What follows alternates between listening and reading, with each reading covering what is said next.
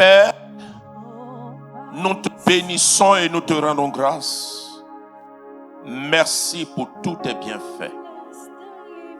Nous reconnaissons que nos louanges n'ajoutent absolument rien à ce que tu es. Mais ce dont nous sommes convaincus, c'est qu'elle nous rapproche de toi. Nous t'honorons pour la sainteté de ton nom, pour la grandeur de ton nom. Écarte-moi maintenant de cette scène. Que l'esprit des prophètes, celui qui a parlé depuis la nuit des temps, que ce même esprit se saisisse de ma modeste personne pour dispenser ta sagesse conformément au dessein arrêté pour ce Shiloh. Père, dispose les cœurs. Rends les cœurs sensibles à ta parole pour qu'aucun d'entre nous ce soir n'échappe à la grâce promise. Père, libère ta puissance et que les forteresses soient renversées. Que l'incrédulité, Seigneur, soit brisée de nos esprits. Et établis, Seigneur, ta révélation comme une sémence incorruptible dans chaque cœur. Que cette rencontre soit inoubliable et qu'elle impacte des vies pour toujours dans le nom de Jésus. Que quelqu'un dise très fort amen, que j'entends. La mission de l'Église, notre mère, est une mission qui se résume à une seule chose: apporter l'évangile du salut à toute l'humanité.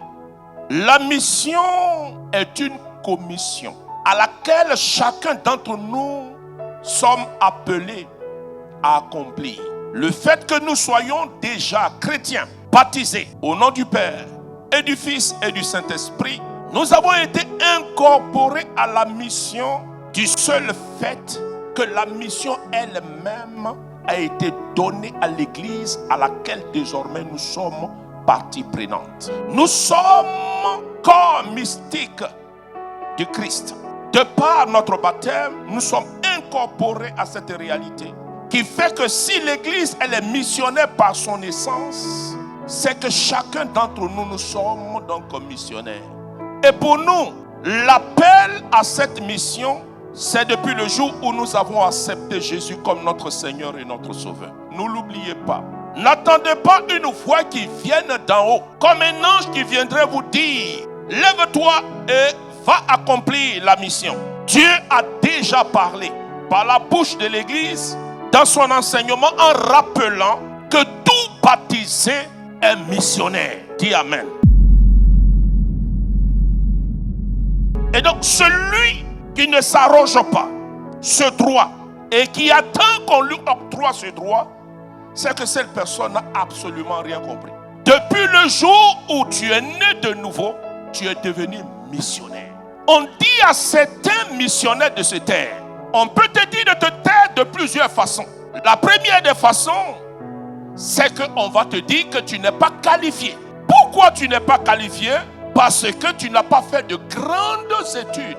Or, la mission ou l'évangélisation, ce n'est pas une affaire de spécialiste.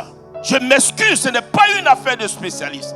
Je ne dis pas qu'il ne faudrait pas se former, mais évangéliser et faire la mission, c'est le débordement de l'amour que nous ressentons dans le cœur pour la personne de Dieu dans le Christ.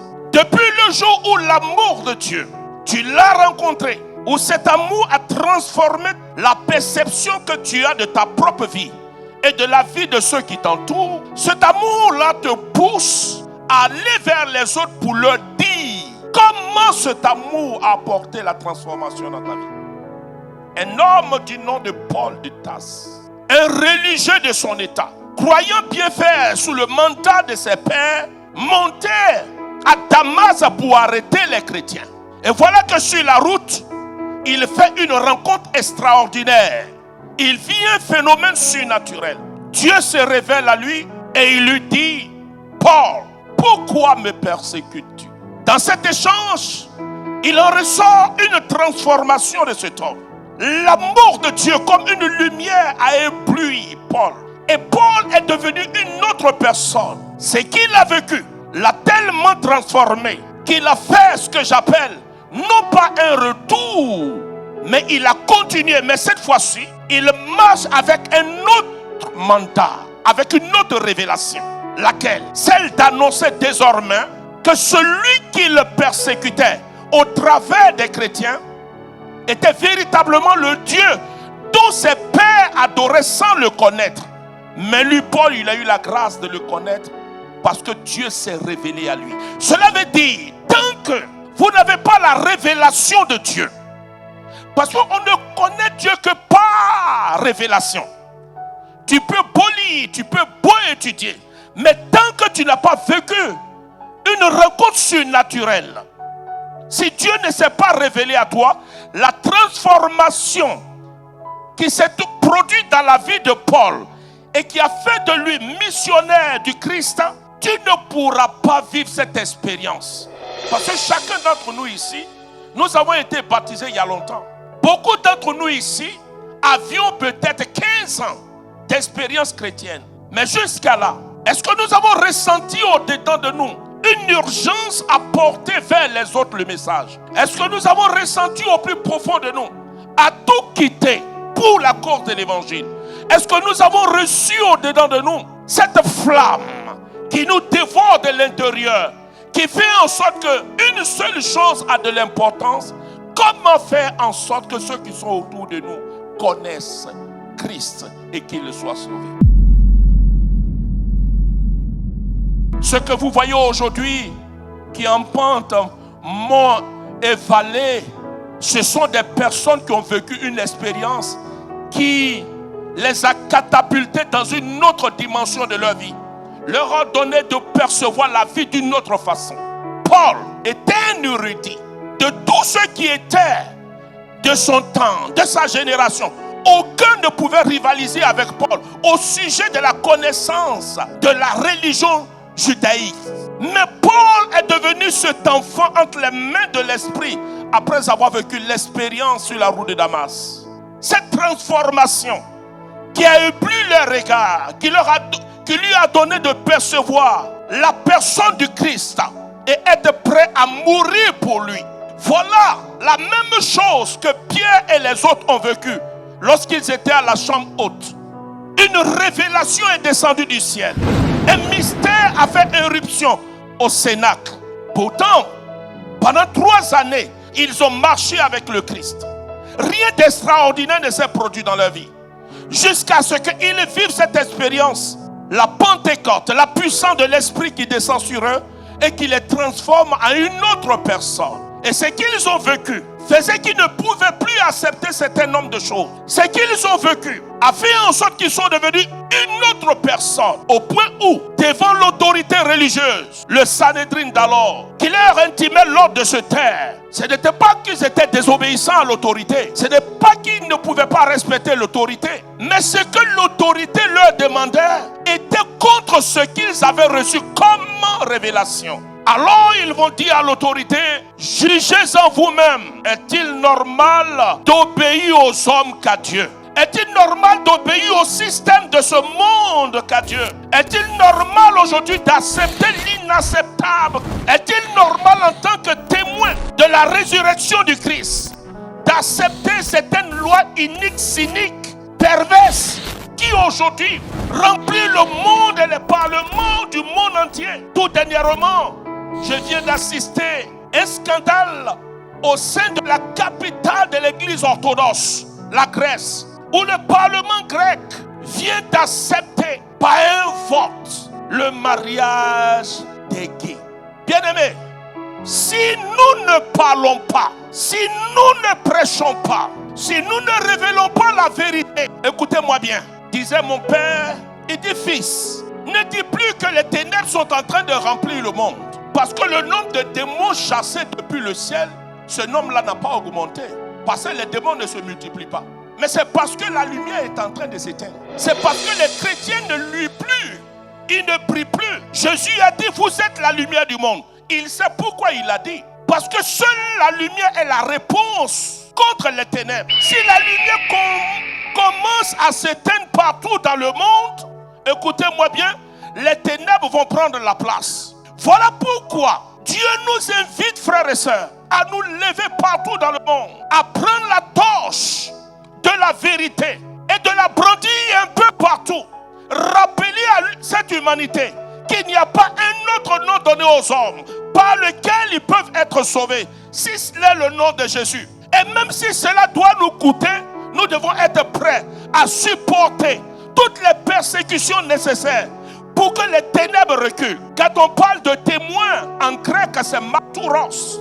C'est le même mot qui est utilisé lorsqu'on parle de martyr. Celui qui est prêt à porter l'évangile de l'espérance, celui qui est prêt à porter le message de paix, celui qui est prêt à porter le message qui apporte la transformation, doit également s'attendre à toutes sortes de persécutions. Et la persécution, frères et sœurs, elle n'est pas toujours extérieure, elle est au milieu de nous. Parce que ceux qui interdisaient Paul et Pierre de parler, c'était des religieux. Ce n'étaient pas des païens, c'était des religieux. Mais leur message contredisait leur façon de faire. Car partout où vous tenez un discours qui est contraire à la vue de tout le monde, vous devez vous attendre à être persécuté. On leur dit, taisez-vous. Vous ne devez plus parler de ce nom.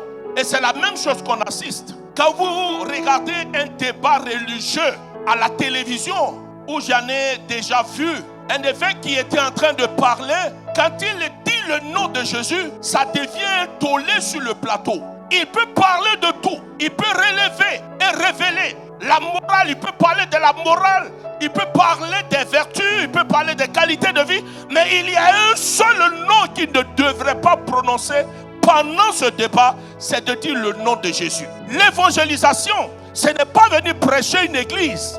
L'évangélisation, faire la mission, ce n'est pas venir faire de la propagande par rapport à une doctrine, mais c'est de révéler une seule personne dont la vie est capable d'apporter la transformation, qui amène le péché à espérer, qui amène celui qui est condamné par les autres à retrouver de l'espérance. C'est Jésus-Christ de Nazareth. C'est ce message-là que le monde ne veut pas entendre. C'est ce message que nous ne supportons pas.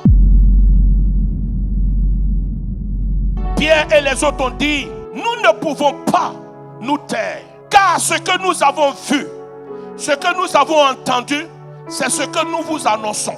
Un missionnaire est un témoin d'espérance. Un missionnaire est un témoin d'amour. Un missionnaire est quelqu'un, lorsqu'il arrive quelque part, il donne de la joie, parce que sa vie et le parfum du Christ est répandu en ce lieu. Parce qu'il porte un seul et unique message, c'est l'amour.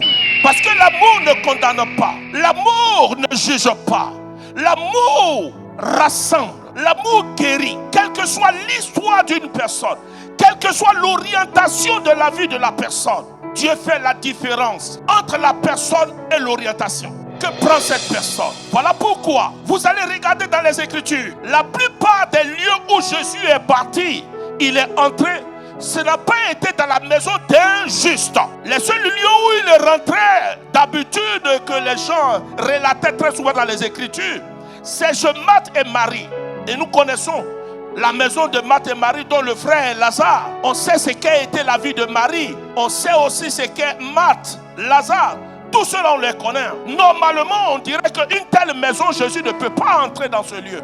Mais il est entré pour rendre témoignage à la vie dans ce lieu. Nous ne pouvons pas nous taire. Nous devons annoncer la vérité. La vérité, ce n'est pas de stigmatiser le péché de quelqu'un. Mais la vérité, c'est de dire à cette personne, quel que soit ce qu'a été sa vie jusqu'à aujourd'hui, cette personne a encore une raison d'espérer. Dieu ne fait acception de personne. Quel que soit ce qu'a été ta vie, quand je pars vers toi en tant que missionnaire, c'est pour te révéler le doux visage d'amour de Dieu pour toi. Ce qui a apporté les plus grandes transformations dans la vie des hommes, ce n'est pas parce qu'on leur a dit sors de ton péché, mais c'est parce qu'on leur a dit malgré ton péché, il y a un Dieu qui t'aime. Un jour je disais à quelqu'un, je ne suis pas devenu chrétien parce que j'ai peur d'aller en enfer. Parce que le choix d'aller en enfer ne dépend pas de moi, ni d'aller au paradis. Mais ça dépend de Dieu seulement. C'est Dieu qui décide. Parce qu'il est souverain. Je peux paraître juste à mes propres yeux. Mais Dieu peut avoir un autre regard sur moi. Alors qu'on condamnait cette femme qu'on avait prise en flagrant délit d'adultère, mais Jésus prononce une parole pour absoudre cette femme en lui disant: je ne te condamne pas, va et ne pêche plus.